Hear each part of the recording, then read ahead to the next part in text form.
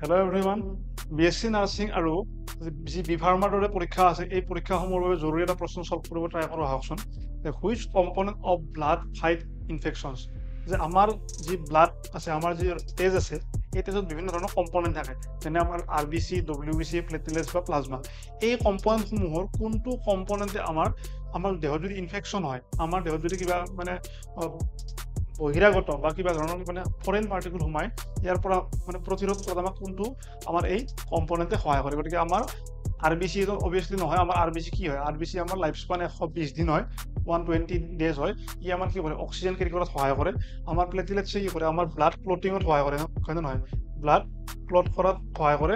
আৰু বাকী আমাৰ WBC আমাৰ কি হয়? আমাৰ WBC নৰ্মেলি আমাৰ যি মানে শৰীৰক প্ৰতিৰক্ষা দিয়া যিটো চিষ্টেম, সেইটোত আমাক সহায় কৰে।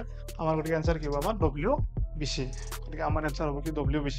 এই ধৰণৰ প্ৰশ্নসমূহ আপোনালোকে চাই যাব, যথেষ্ট ইম্পৰ্টেণ্ট হয়। আজিলৈ ইয়াতে সামৰণি মাৰিছোঁ। ধন্যবাদ, থেংক ইউ।